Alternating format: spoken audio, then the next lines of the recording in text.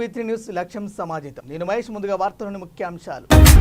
అరవింద్ కేజ్రీవాల్ అక్రమ అరెస్టుకు నిరసనగా రాష్ట్ర వ్యాప్తంగా నిరాహార దీక్షలు. కేజ్రీవాల్ ని జైల్లో పెట్టి ఆయన ఆరోగ్యంతో భాజపా చెలగాటమాడుతుంది.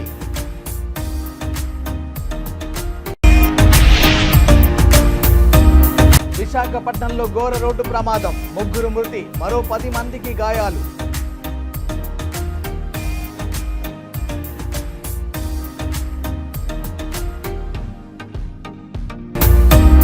సీసీ రోడ్డు నిర్మించిన కాంట్రాక్టర్, 1.5 బిల్లులను పెండింగ్ లో పెట్టిన మున్సిపల్ డీఈ, కమిషన్ ఇచ్చిన బిల్లులు పెండింగ్ లో పెట్టిన డీఈని నిలదీసిన కాంట్రాక్టర్.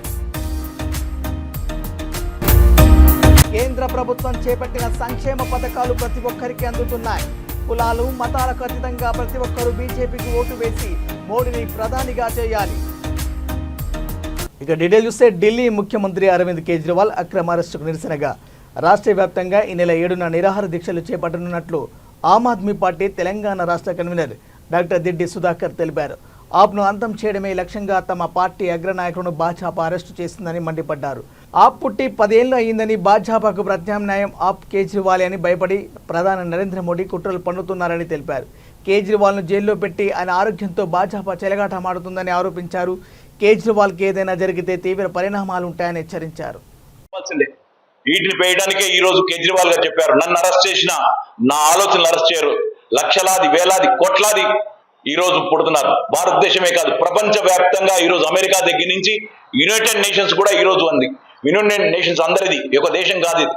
అటువంటి యునైటెడ్ నేషన్స్ కూడా అంది కేజ్రీవాల్ గారిని అరెస్ట్ చేయడం, దాని మీద వారికి స్వతంత్రంగా మాట్లాడడానికి అవకాశాలు కల్పించాలి అని చెప్పింది. జర్మనీ చెప్పింది. ప్రపంచ వ్యాప్తంగా ఈరోజు చూస్తున్నారు. ఇటువంటి విషయాలు ఈరోజు ప్రజలకు తెలియజేయాలి. ప్రజలకు తెలియజేయాలంటే మీరే పత్రికల ద్వారానే ప్రజలకు వెళ్లాల్సింది. పత్రికల ద్వారా, మీడియా, ఎలక్ట్రానిక్ మీడియా ద్వారా వెళ్ళాలి. అందుకనే మీ ముందుకు మేము రావడం జరిగింది. ఈ విషయాలన్నీ కూడా ప్రజలకు తెలియజేసే పద్ధతి చేయండి. మేమేమి మాకు సపోర్ట్ చేయమంటల్లా.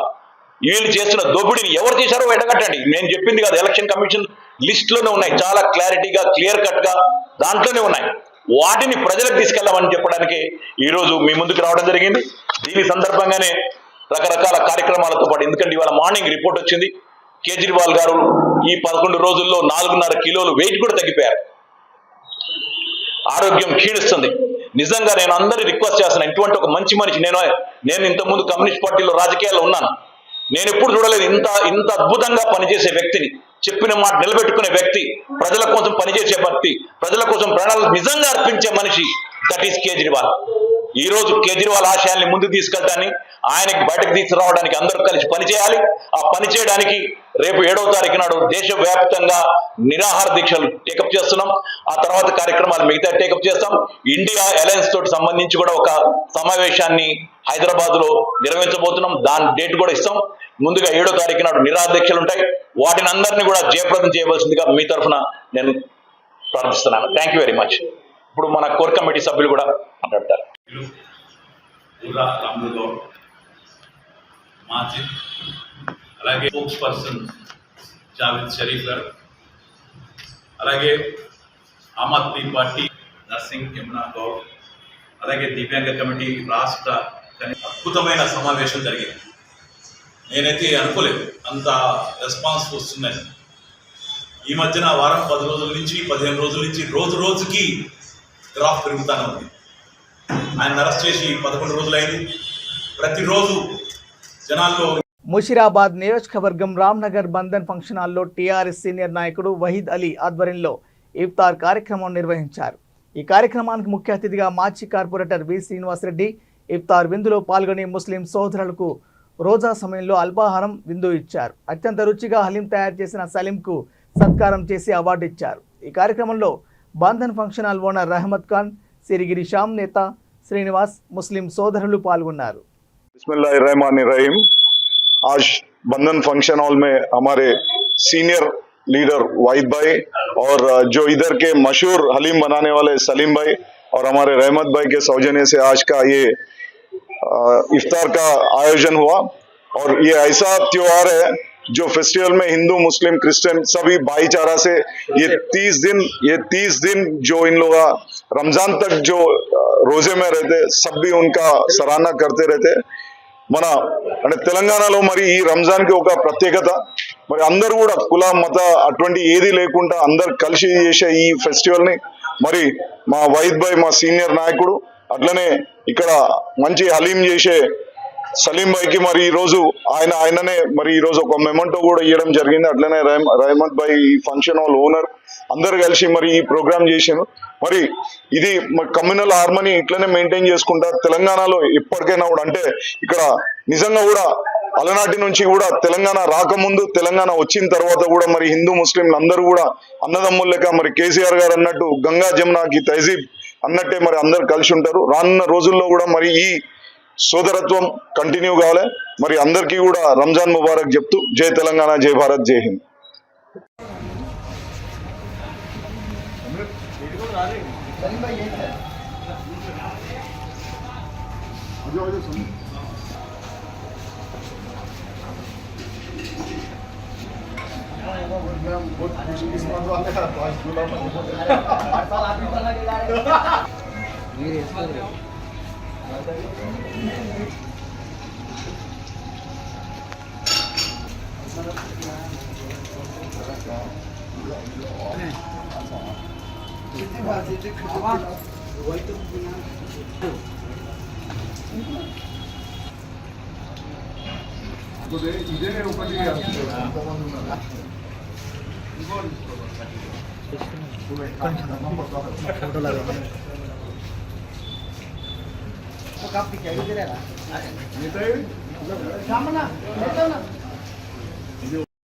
रमज़ान का महीना, रमज़ान मुबारक महीना चल रहा, बरकतों का महीना है, बहुत बड़ा बेहतरीन महीना है, ये फजीलत का महीना है।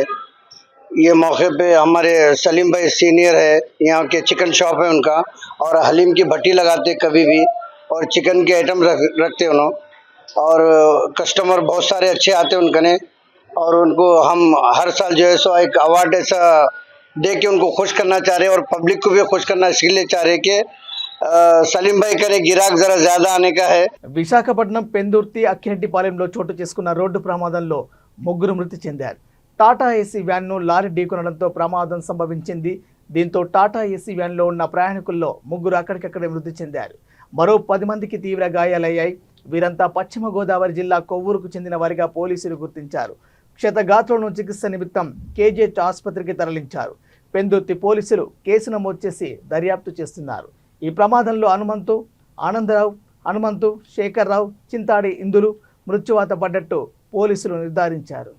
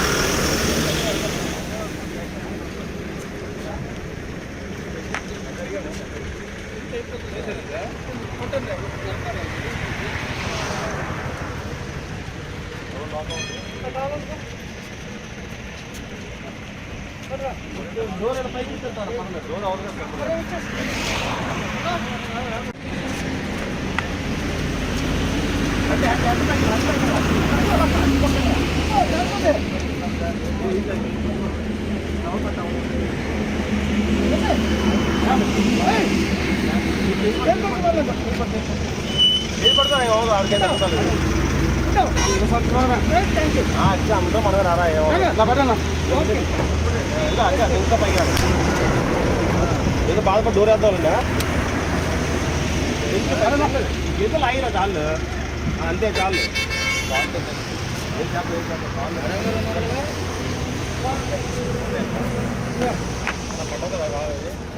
కాలు పట్టుకున్నా అదే లేపేసి కాలు పెట్టించుకున్నాం.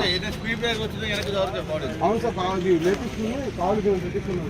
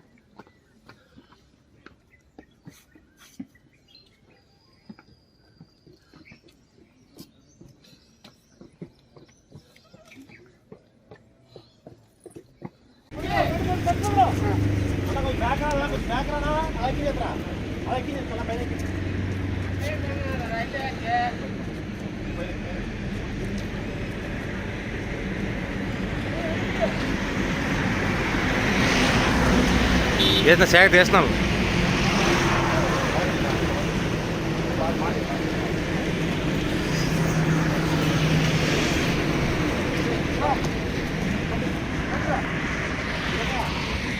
తాను చేసిన పనికి బిల్లులు ఎందుకు మంజూరు చేయలేదంటూ మున్సిపల్ కార్యాలయంలోని అధికారిని కాంట్రాక్టర్ నిలదీశారు. కడప జిల్లా బద్వేలు మున్సిపాలిటీలో సీసీ రోడ్లు నిర్మించిన కాంట్రాక్టర్ సింగసాని శివయ్యకు 1.5 కోటి బిల్లులు డీఈ పెండింగ్లో పెట్టారు. కమిషన్ ఇచ్చినా కూడా ఎందుకు తన బిల్లులు ఓకే చేయలేదంటూ ఆయన డీఈని నిలదీశారు. 1,60,000 కమిషన్ ఇచ్చినా కూడా మరో 50,000 ఇవ్వనందుకే తన బిల్లులు ఆపుతారా అంటూ గొడవకు దిగాడు. చైర్మన్ చెప్పడం వల్లే అధికారులు సదరు కాంట్రాక్టర్కు బిల్లులు చెల్లించకుండా పెండింగ్ పెట్టారని విశ్వసనీయ సమాచారం.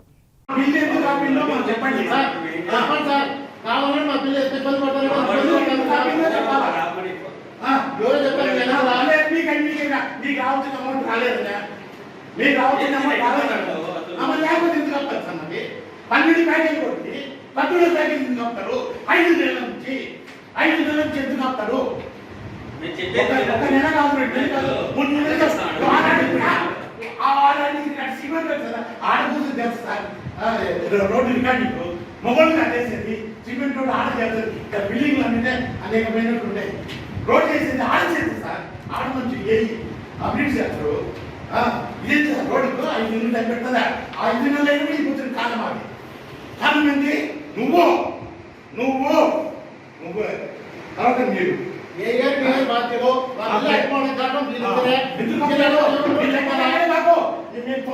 మీరు వచ్చాను మాట్లాడుతుంది. మీరు లెక్కండి ఇద్దరు నాకేం పని లెక్క ఇద్దరు కట్టండి. చిన్న రాకపోతే పరిస్థితి సార్. కోట్లు పెట్టుబడి పెట్టాము.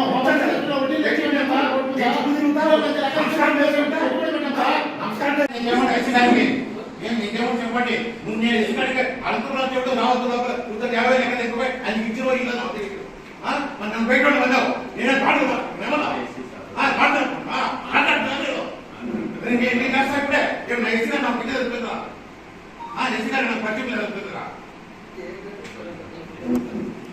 ఏం సార్ అది రేపు మొన్నాడు ఇచ్చినా ప్రమాణం ఇచ్చినా మీరు చెప్పండి. ప్రమాణంగా ఏం ముందు చూపించేది? నువ్వు అసలు ఎందుకు పంపించావు? ఎందుకు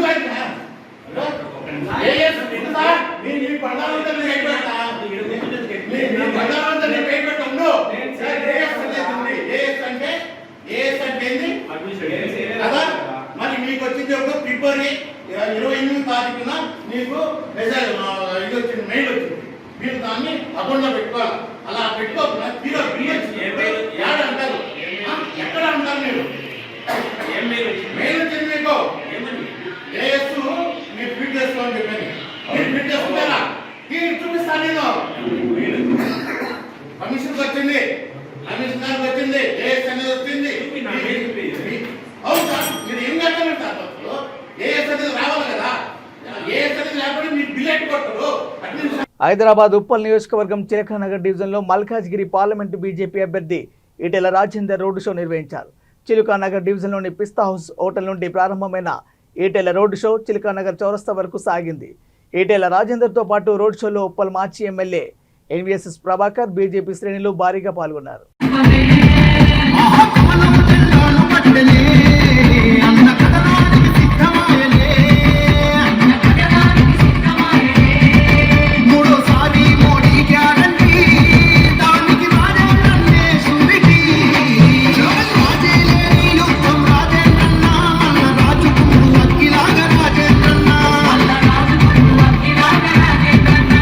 నరేంద్ర మోడీ అమిత్ షా అండదండతో మల్కాజ్గిరికి వచ్చారు.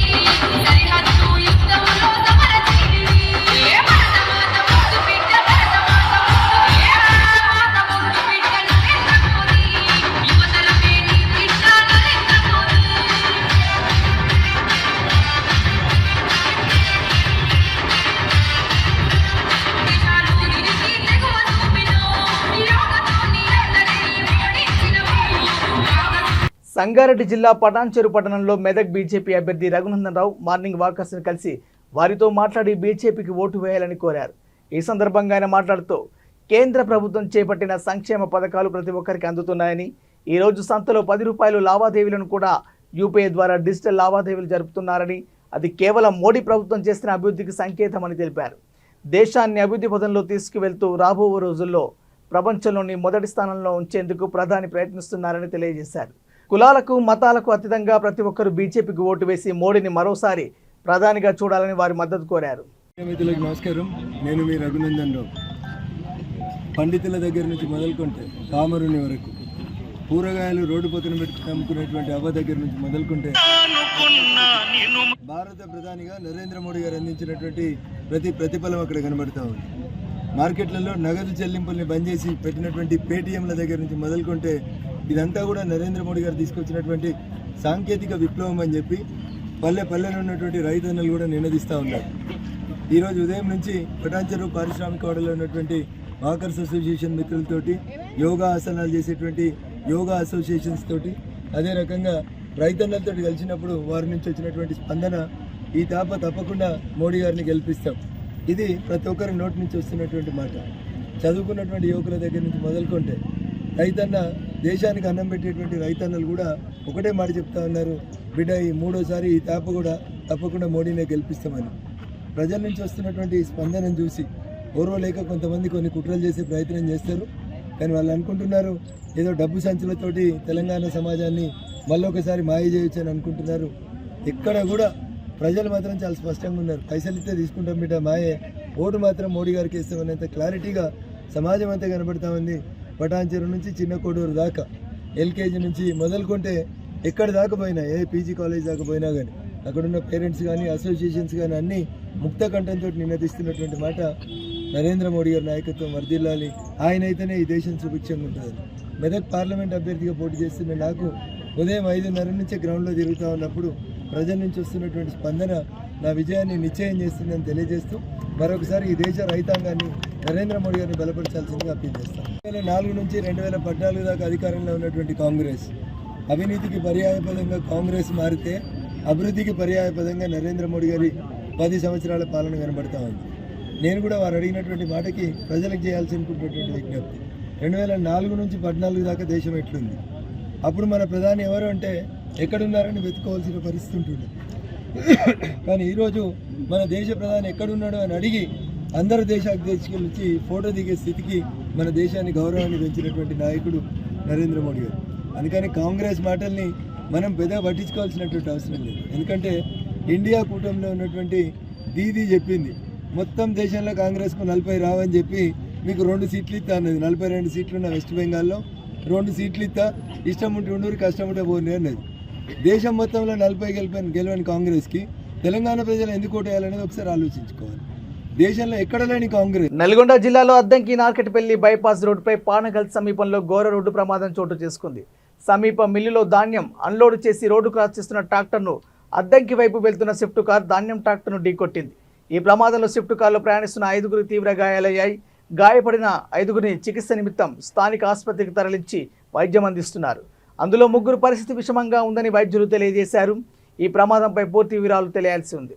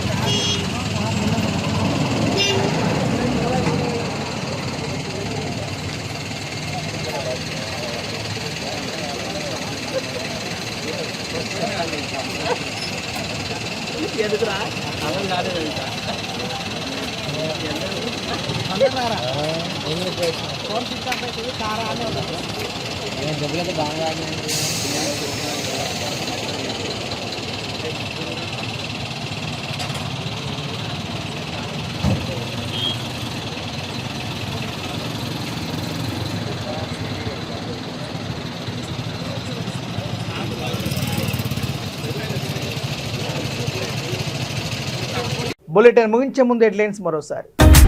అరవింద్ కేజ్రీవాల్ అక్రమ అరెస్టుకు నిరసనగా రాష్ట్ర వ్యాప్తంగా నిరాహార దీక్షలు. కేజ్రీవాల్ ని జైల్లో పెట్టి ఆయన ఆరోగ్యంతో భాజపా చెలగాటమాడుతుంది.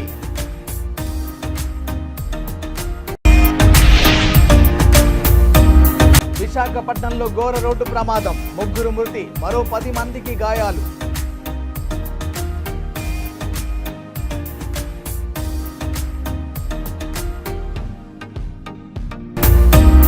సీసీ రోడ్డు నిర్మించిన కాంట్రాక్టర్, 1.5 బిల్లులను పెండింగ్ లో పెట్టిన మున్సిపల్ డీఈ. కమిషన్ ఇచ్చిన బిల్లులు పెండింగ్ లో పెట్టిన డీఈని నిలదీసిన కాంట్రాక్టర్. కేంద్ర ప్రభుత్వం చేపట్టిన సంక్షేమ పథకాలు ప్రతి ఒక్కరికి అందుతున్నాయి. కులాలు మతాలకు అతీతంగా ప్రతి ఒక్కరూ బీజేపీకి ఓటు వేసి మోడీని ప్రధానిగా చేయాలి. ఇవి ఇప్పటివరకు బులెటిన్ అప్డేట్స్. చూస్తూనే ఉండండి V3 న్యూస్. లక్ష్యం సమాజిత. నమస్కారం.